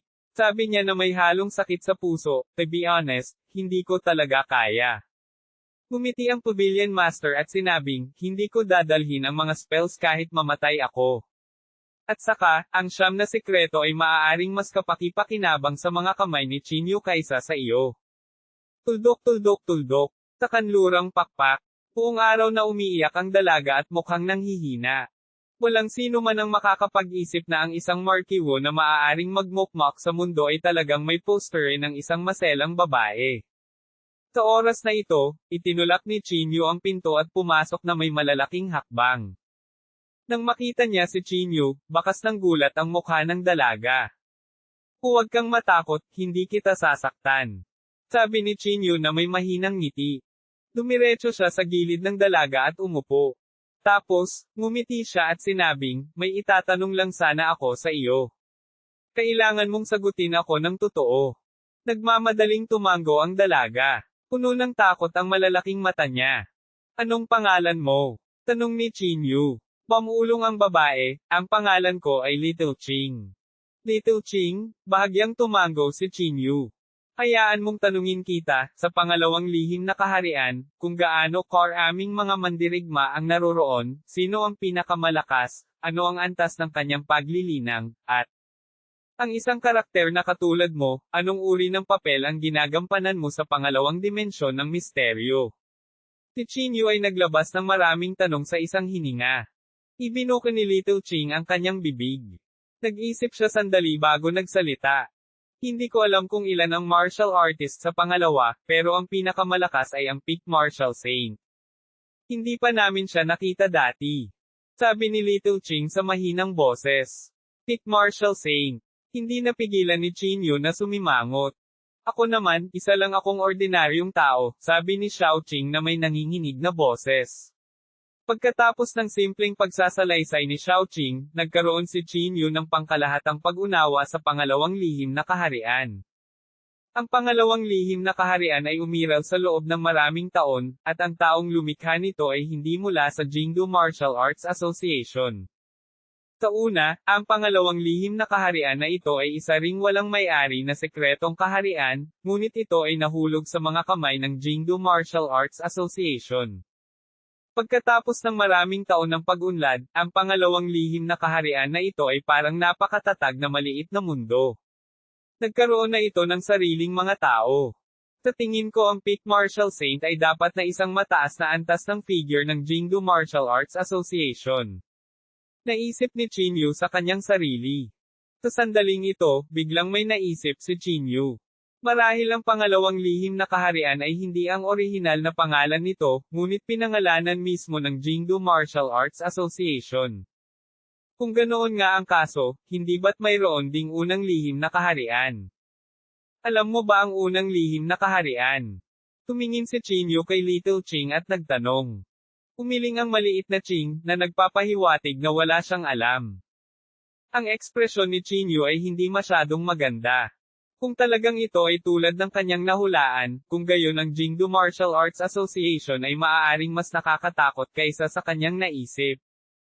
Nagmamadaling kumuha si Chinyu ng isang papel at panulat, at dahan-daang gumuhit ng larawan sa papel. Ang tao sa larawang ito ay ang matandang lalaki na nakita ni Chinyu sa bahay ni Lola Chin. Si Xiao Qing, ang pinakamalakas na tao sa ikalawang lihim na kaharian na nabanggit mo, siya ba? Inabot ni Chinyu ang larawan sa kanyang kamay kay Xiao Qing. Pagkatapos kuhanan ng litrato, sumigaw si Xiao Qing, Master Gu, ito. Master Gu. Kumunat ang noo ni Chinyu. Ipinaliwanag ni Xiao Qing, siya talaga ang pinakamalakas na tao sa ikalawang lihim na kaharian. Ang kanyang pangalan ay Gu Zizhen, at siya ang may-ari ng pangalawang lihim na kaharian. Karaniwan naming tinatawag siyang Master Gu. Tumango si Chinyu. Kinuha niya ang larawan at pamulong, mukhang umiiral talaga ang unang lihim na kaharian. Personal na inamin ni Gu Zizhen na hindi siya isang mataas na opisyal ng Jingdu Martial Arts Association, ngunit nagtrabaho lamang para sa pangalawang lihim na kaharian. At si Gu Zizhen ang pinakamalakas na eksperto sa ikalawang lihim na kaharian. Ito ay sapat na upang patunayan na ang 8 matataas na opisyal ng Jingdu Martial Arts Association ay wala sa pangalawang lihim na kaharian. Kabanata 818, ang Scripture Depository. Gaano kalakas ang itinago ng Jingdu Martial Arts Association? Lalong naghinala si Qin Yu. Walang nakakaalam kung sino ang 8 matataas na opisyal na iyon. Bilang controller ng Second Secret Realm, dapat alam ni Gu Zizhen ang paraan para buksan ang Divine Binding Technique, naisip ni Qin Yu sa kanyang sarili. Hanggat kaya niyang manalo laban kay Gu Zizhen, lahat ay malulutas ng madali. Tumalikod si Qin Yu at lumabas ng silid ni Shaoqing. Pagkatapos, dumating si Qin Yu sa gusali ng Pavilion Master. Nakatayo sa harap ni Yan Rozo, hindi maiwasan ni Qin Yu na makaramdam ng bakas ng sakit sa puso. Bagamat sa ilalim ng pangangalaga ng Pavilion Master, gumaling na ang mga sugat ni Yan Rozo, hindi pa rin maitago ang pamumutla sa kanyang mukha. Dahil dito, lalo pang nabalisa si Qin Yu. Pavilion Master, kailangan kong bumalik sa Jingdo, sabi ni Qin Yu. Pagkatapos sabihin ito, itinuro ni Qin Yu si Yan Rozo sa medicinal bath at sinabing, kailangan kong dalhin si Rozo. Sumulyap ang Pavilion Master kay Qin Yu at sinabing, lubos siyang ligtas dito kasama ko. Gayunpaman, mapait na ngumiti si Qin Yu at sinabing, Pavilion Master, hindi ko magagarantiya kung kailan magpapadala ng mga tao ang JINGDU Martial Arts Association. Kung talagang mababaliw ang Jingdu Martial Arts Association, natatakot ako na ang Divine Alchemist Pavilion ay mahihirapang pigilan. Sa ganitong paraan, kukunin si Yan Rozo, at madadami din ang Divine Alchemist Pavilion. Itinuro ng Pavilion Master ang direksyon ng Secret Chamber at sinabing, Qin Yu, maniwala ka sa akin, gagawa ako ng maayos. At saka, nandito si Jiang. Bukod dito, gagamitin ko rin ang mga kaukulang koneksyon para protektahan ang Divine Alchemist Pavilion. Qin Yu, maaari kang pumunta ng walang pag-aalala. Lumakad din siya mula sa gilid ni Jiang.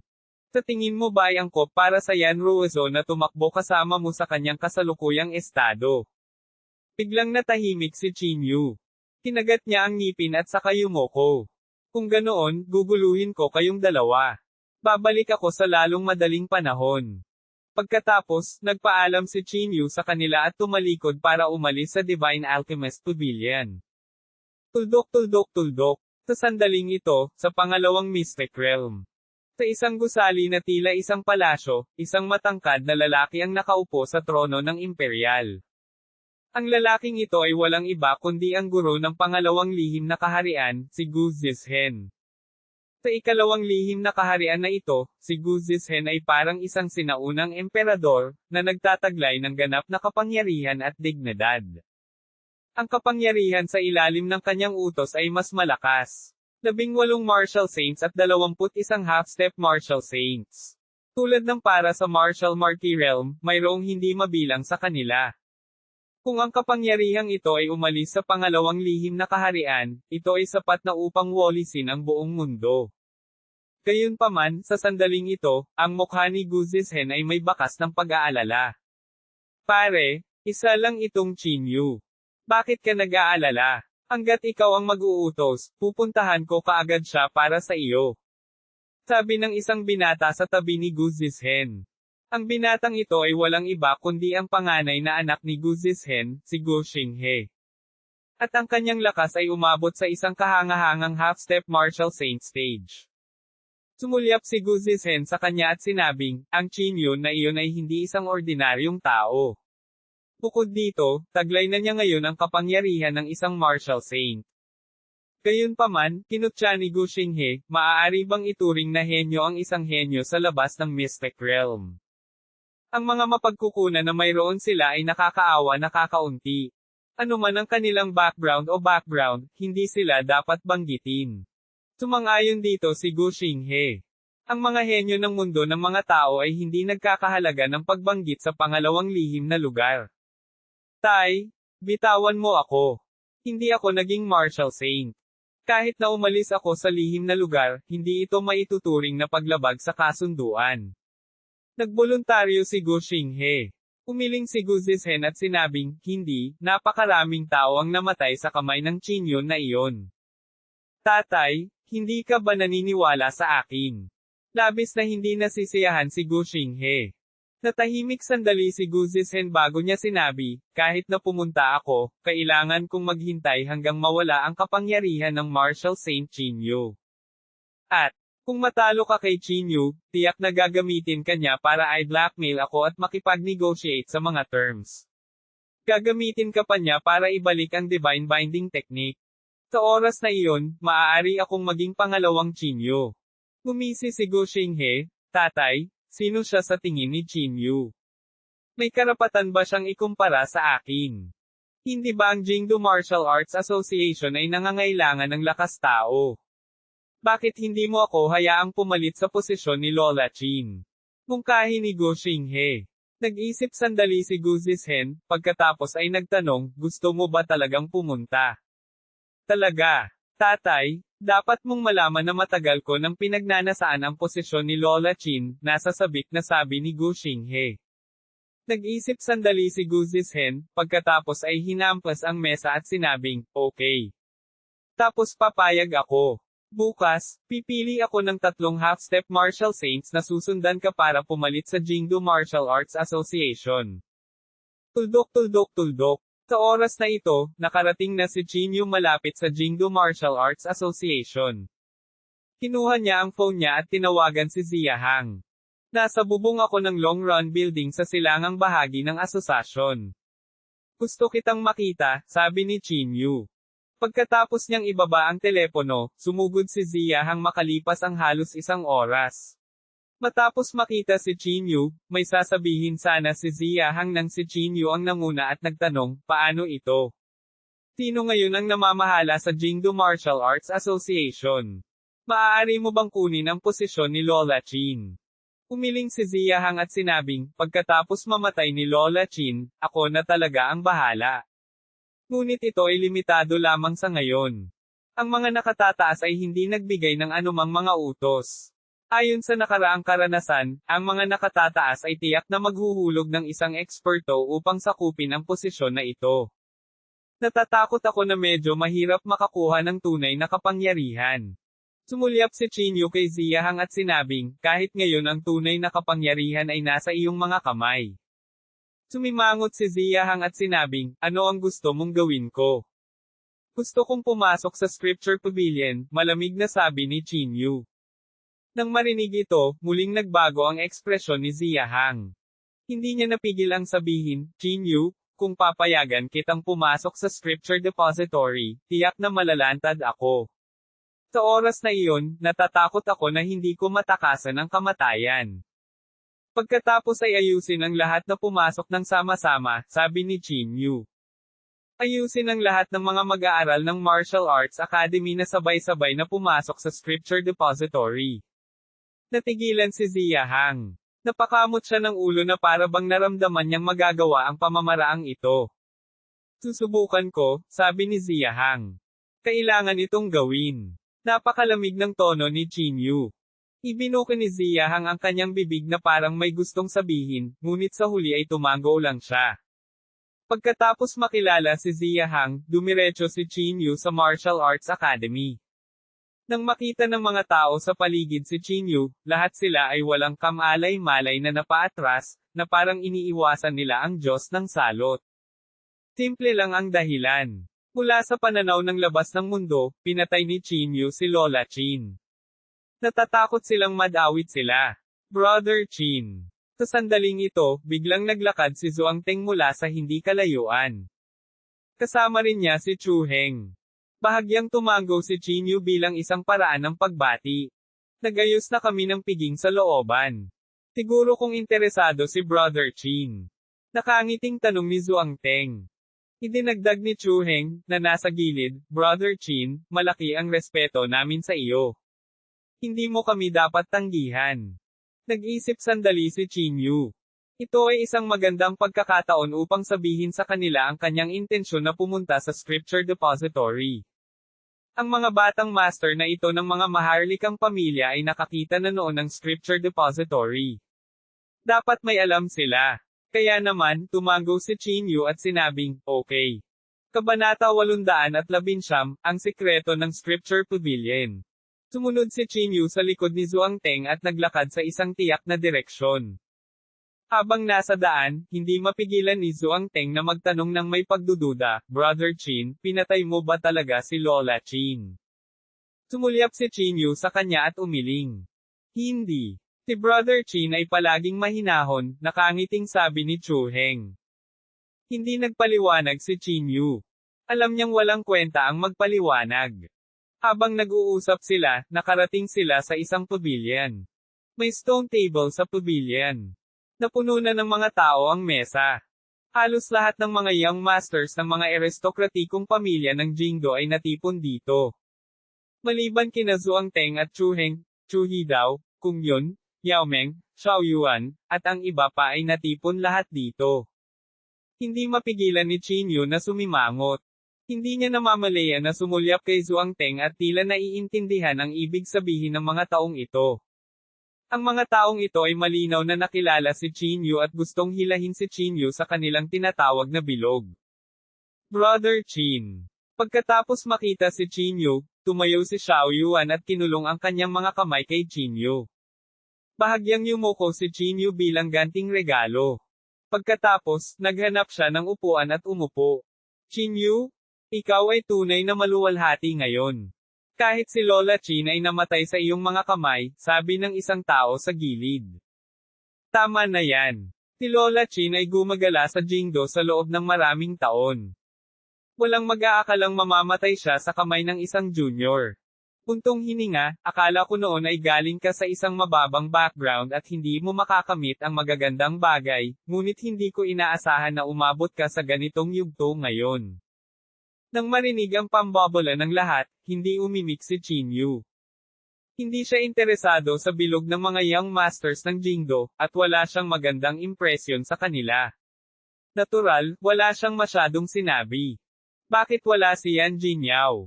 Sa sandaling ito, biglang may napagtanto si Chinyu. Gaya ng inaasahan, si Yan Jinyao ay wala kahit saan. Narinig ko na si Yan Jinyao ay nasa closed-door cultivation, sabi ni Kung Yun. Closed-door cultivation. Bahagyang sumimangot si Chinyu. Pumunta sa half-step martial saint. Hindi naman. Siya ay dapat na lumampas sa perpektong yugto, patuloy ni Xiao Yuan. Tumango si Chinyu. Tila kailangan niyang maghanap ng oras para pumasok sa closed-door cultivation pagkatapos ng panahong ito. Oh, tama. Sa sandaling ito, tumingin si Chinyu sa karamihan. Narinig ko na ang lahat ay nakapasok na sa Scripture Depository dati, tama ba? Si Yao Meng ang unang tumango at nagsabi, normally speaking, lahat ng naruroon ay dapat na pumasok sa Scripture Depository noon pa, ngunit ang bilang ng beses ay iba. 3 beses ko palang pinasok. Tulad ni Yan Jinyao, dapat siya ang taong pinakamadalas na pumasok sa Scripture Depository. Bahagyang tumango din si Xiao Yuan at sinabing, malaki ang negosyo ng pamilya yan. Hindi maikukumpara sa kanya ang mga ordinaryong tao. Inilibot ni Chinyu ang kanyang tingin sa lahat at nagpatuloy, nakaka-curious ako, ano nga ba ang nasa depositoryo ng banal na kasulatan na ito, at ano ang nakuha ng lahat sa loob. Haha, Kuya Chin? Hindi mo alam ito? Sabi ni Zhuangteng na may mahinang ngiti. Ang dahilan kung bakit ang Scripture Pavilion ay tinawag na Scripture Pavilion ay dahil ito ay ipinasa mula sa Budismo hanggang sa Jingdo Martial Arts Association. Napabulala si Chinyu, pumasa sa Budismo. Ibig sabihin, lahat ng record sa Scripture Pavilion ay hindi pinagsama-sama ng Jingdo Martial Arts Association. Siyempre hindi. Ilang taon pa lang ang JINGDU Martial Arts Association. How could they record so much martial arts history? Umiling ang isang katabi niya. Gayunpaman, ang JINGDU Martial Arts Association ay talagang nadagdagan ang Scripture Pavilion sa nakalipas na ilang taon. Kung ikukumpara sa nakaraan, ang kasalukuyang Scripture Pavilion ay mas masagana. Agad nitong naging mas interesado si Chinyu sa Scripture Pavilion. Kung pag-uusapan, ang mga talaan sa Scripture Pavilion ay dapat ang pinakakomprehensibo, maging ito ay spelling o ang kasaysayan ng pag-unlad ng martial arts, sabi ni Zhuang Teng sa malalim na boses. Tama. Tumango rin si Kung Yun, na kanina pa tahimik. Unfortunately, 3 beses pa lang ako nakapunta doon. Kung ano ang nakita at narinig ko ay hindi masyadong maituturing. Makikita na ang lahat ng naruroon ay puno ng pananabik para sa Scripture Pavilion. Nang makita ito, agad na sinamantala ni Chinyu ang pagkakataong sabihin, lahat, interesado ka bang pumasok muli sa Scripture Pavilion? Brother Chin? Sa tingin ko ay walang makakalaban sa tukso ng Scripture Pavilion na ito, tama ba? Nakangiting sabi ni Xiao Yuan. Tumayo si Chinyu at sinabing, kung ganoon ang kaso, mangyaring sundan ako sa JINGDU Martial Arts Association para mag-apply. Bilang unang batch ng Martial Arts Academies, dapat ay mayroon tayong mga kwalifikasyon para makapasok sa Scripture Pavilion. At kayong lahat ay mga inapo ng iba't ibang mga aristokratikong pamilya. Naniniwala ako na ang Jingdo Martial Arts Association ay maaaring hindi makayanan ang iyong pressure. Pagkasabi pa lang ng mga katagang ito, nagkatinginan agad ang lahat. Kuya Chin, seryoso ka ba? Kulat na sabi ni Yao Meng. Oo naman. Lahat kayo ay nakapasok man lang sa Scripture Depository, ngunit hindi pa ako nakapunta doon minsan, sabi ni Chin Yu. Sandaling natahimik ang lahat. Sa oras na ito, tumayo si Xiao Yuan at nagsabi, sumasang-ayon ako kay Brother Chin. Tama na yan. Siya, si Yan Jinyao, ay maaaring makapasok sa Scripture Depository ng maraming beses. Bakit hindi pwede? Sabi din ni Kung Yun. Ang isang bato ay lumilikha ng 1,000 ripple. Sumang-ayon ang lahat sa sinabi ni Chinyu. Nang makita ito, tumayo si Chinyu at nagsabi, kung gayon, huwag mag-aksaya ng oras. Umalis na tayo at pumunta sa Jingdo Martial Arts Association. Isang grupo ng mga tao ang agad na sumunod sa likod ni Chinyu at naglakad patungo sa Jingdo Martial Arts Association. Pagdating sa opisina ni Zia Hang, sa pangunguna ni Chinyu, ang lahat ay nagpahayag ng kanilang mga saloobin ng sunod-sunod. Nakipag-usap na sina Zia Hang at Chinyu sa isa't isa. Ngayong hiniling ng lahat ng mga young masters ng bawat pamilya na pumasok sa Scripture Pavilion, natural na sumabay si Zia Hang. Pag-iisipan kong mabuti ang bagay na ito, kunwaring sabi ni Zia Hang. How about this, balik muna kayo. Bibigyan kita ng sagot sa lalong madaling panahon. Sinadya o hindi sinasadyang sinabi ni Chinyu sa gilid, subukan mong maging mabilis hanggat maaari. Huwag mong sayangin ang oras natin. Saglit na natahimik si Zia Hang at sinabing, normally, I can't make the decision for this kind of thing. Pero ngayong patay na si Lola Chin, pansamantala lang akong mangguna. Dahil lahat ay sabik na sabik, kaya ako na ang magdedesisyon. Bukas alas 8 ng umaga, magtitipon tayo sa Martial Arts Academy. Salamat, Pangulong Zia. Agad na tuwang-tuwa ang lahat. Pagkatapos lumabas ng Jingdo Martial Arts Association, nagulat ang lahat, Brother Chin, hindi ko inaasahan na papayag talaga si Zia Hang. Oo, talagang may kakayahan si Brother Chin. Ngumiti din si Chinyu at sinabing, wala itong kinalaman sa akin. Ito ay higit sa lahat dahil ang pamilya sa likod ng lahat ay gumaganap ng isang papel. Siyempre, ang mga salitang ito ay isang hamak na pangungusap lamang. Pagkatapos batiin ang lahat, handa nang umalis si Chinyu. Kuya Chin. Sa sandaling ito, bigla siyang hinabol ni Yao Meng. Sumulyap si Chinyu sa kanya at sinabing, Miss Yao, anong problema? Sinabi ni Yao Meng sa malalim na boses, sinabi na kinuha mo si Rozo, totoo ba yon? Oo, walang itinago si Chinyu. Nagpatuloy si Yao Meng, pumunta ka rin sa Scripture Depository para kay Rozo. Sumimangot si Chinyu at sa wakas ay tumango, oo, ano ba talaga ang gusto mong itanong? Gusto ni Miss Yao na ipaalala sa iyo na si Yan Ruozo ay hindi ligtas sa iyong mga kamay. Sa sandaling umalis siya sa pangalawang lihim na kaharian, hindi mabilang na tao ang pumupuntirya sa kanya. Magsasalita pa sana si Yao Meng, isang binata ang lumapit. Ang binatang ito ay walang iba kundi ang Wan Guqiong na huling nakita niya. Chapter 820, sa tingin mo maniniwala ako sayo. Pagtingin kay Wan Guqiong sa likod niya, bahagyang sumimangot si Qin Yu. Mr. Qin, nagkita tayong muli, magalang nasabi ni Wan Guqiong. Tumango si Qin Yu sa kanya at sinabing, ano ang ibig mong sabihin? Ngumiti si Wan Guqiong at sinabing, dapat mong malaman na si Yan Ruozo ay may espesyal na bloodline. Napakalakas ng bloodline na ito. Ang sino mang makakakuha ng Yan Ruozo ay makakagawa ng isang napakalakas na sekta. Walang sinabi si Qin Yu, na nagpapahiwatig na magpatuloy si Wan Guqiong. Sa makatuwid, maraming mga sekta at puwersa sa mundo ang pu-target sa kanya, patuloy ni Wan Guqiong. Bahagyang tumango si Qin Yu. Tumingin siya kay Wan Guqiong at sinabing may mahinang ngiti, sinabi mo na hindi ligtas si Yan Ruozo sa tabi ko. Ano ang dapat kong gawin sa iyong opinyon? Sinabi ni Wan Guqiong na may mahinang ngiti, Mr. Qin, para sabihin sa iyo ang totoo, galing din ako sa isang lihim na kaharian. Oo. Hindi nagulat si Qin Yu dito.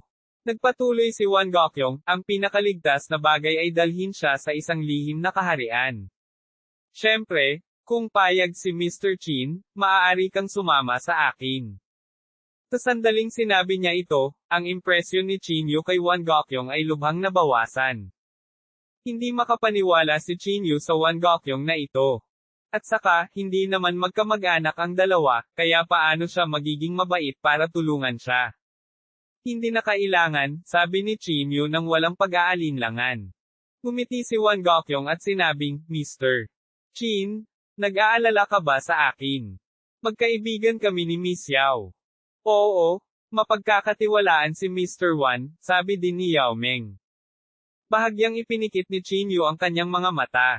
Tinitigan niya si Yao Meng sa harap niya at sinabing may mahinang ngiti, Miss Yao, sa totoo lang, maganda ang impresyon ko sa iyo bago ito, pero dahil sinabi mo iyon.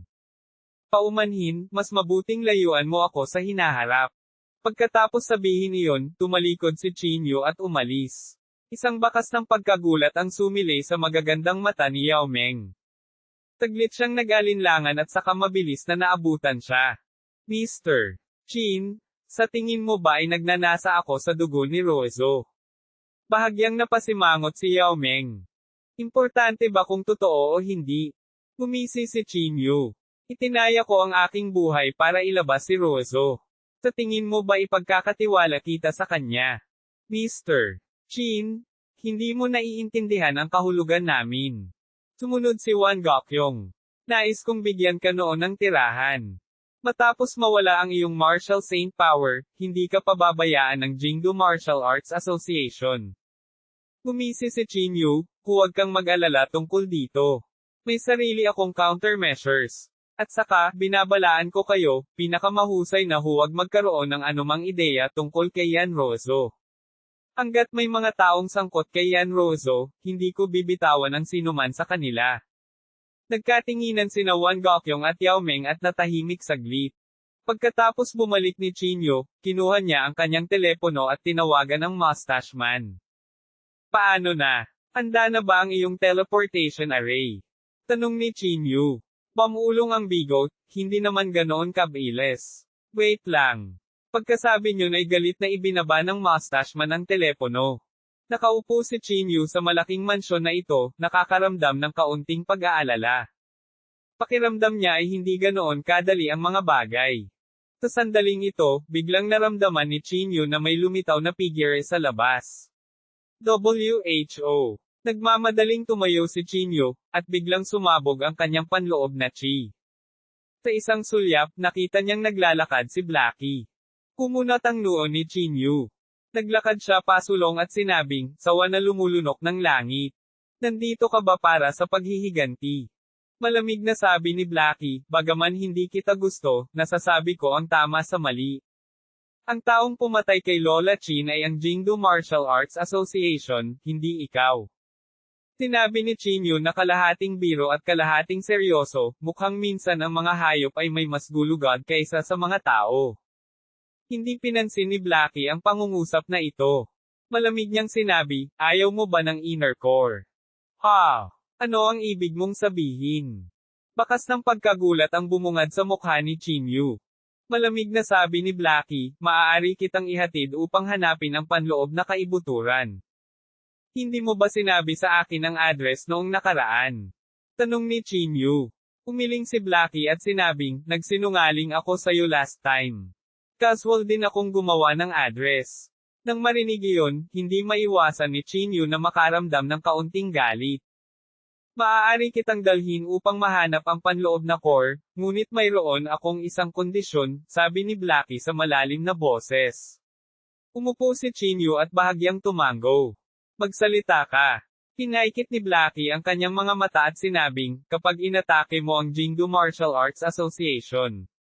Isama mo ako. Isang bakas ng pagkagulat ang bumungad sa mukha ni Chinyu. Sinabi niya na may kaunting panunuya, paghihiganti para kay Lola Chin. Ano sa tingin mo? Malamig na ngumuso si Blackie. Nag-isip sandali si Chinyu at tumango. Okay. Promise ko sa'yo. Matapos makakuha ng positibong sagot, tumalikod si Blackie at umalis nang walang sinabi pa. Kinabukasan, dumating si Chinyu sa pasukan ng Martial Arts Academy ayon sa napagkasunduang oras. Medyo natuwa siya. Maraming beses nang narinig ni Chinyu ang tungkol sa Scripture Depository. Hindi lamang ito nagtala ng mga spelling, ngunit nagtala rin ito ng kaugnay na kasaysayan. Tungkol naman sa mga chismis tungkol sa babaeng nakamaskara, sa wakas ay nakita na ito ni Chinyu ng sarili niyang mga mata. Sa sandaling ito, nagtipon na rito ang mga young masters ng iba't ibang aristokratikong pamilya. Tinunod din ni Ziyahang ang kasunduan at maagang naghihintay dito. Brother Chin. Pagkatapos makita si Chinyu, si Zhuangteng at ang iba pa ay lumapit sa kanya upang batiin siya ng sunod-sunod. Tumango si Chinyu sa kanya bilang tugon. Mula nang magdulot ng kaguluhan si Chinyu sa Jingdu Martial Arts Association, ang mga young masters na ito ng mga aristokratikong pamilya ay lalong nakilala si Chinyu at may intensyon pa silang talikuran siya. Pinili ni Chinyu na panatilihin ang isang distansya na hindi masyadong malayo o masyadong malapit sa kanila. Dahil nandito na ang lahat, umalis na tayo, sabi ni Ziyahang. Bahagyang tumango ang lahat, at isang grupo ng mga tao ang sumugod patungo sa Jingdu Martial Arts Association. Matapos dumaan sa pangunahing bulwagan ng Jingdu Martial Arts Association, dumating sila sa likod bahay. Sa likod bahay na ito, mayroong hindi mabilang na mga bahay. At sa kailaliman ng likod bahay, mayroong isang napakataas na tore. Ang tore na ito ay ang sikat na Scripture Pavilion. Ang tatlong malalaking gintong salita ay nagniningning sa ilalim ng liwanag at lubhang nakasisilaw. Nakatayo sa ilalim ng Scripture Depository na ito, naramdaman ni Chinyu ang isang mapayapang aura. Ang mapayapang aura na ito ay nagmula sa Western Buddhism at naglalaman ng bakas ng kapangyarihan ng pananampalataya. Depository ng mga banal na kasulatan. Ang huling pagpunta ko rito ay 10 taon na ang nakararaan, mamantong hininga si Kung Yun. Oo, noong una akong dumating dito, bata pa lang ako. Sa isang kisap mata, lumaki na ako. May tumabi sa kanya. Umubo si Ziyahang at sinabing, ang Scripture Pavilion ay hindi maaaring manatili ng matagal. Bibigyan kita ng 3 araw ng higit pa. Pagkatapos ng 3 araw, dapat umalis ang lahat.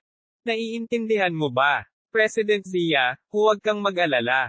Tumango ang lahat. Hindi na nagsalita pa si Ziyahang. Naglakad siya papunta sa Scripture Pavilion at kumuha ng token. Habang isinaaktibo ito ni Ziyahang, agad na kumislap ang token na may mga sinag ng liwanag.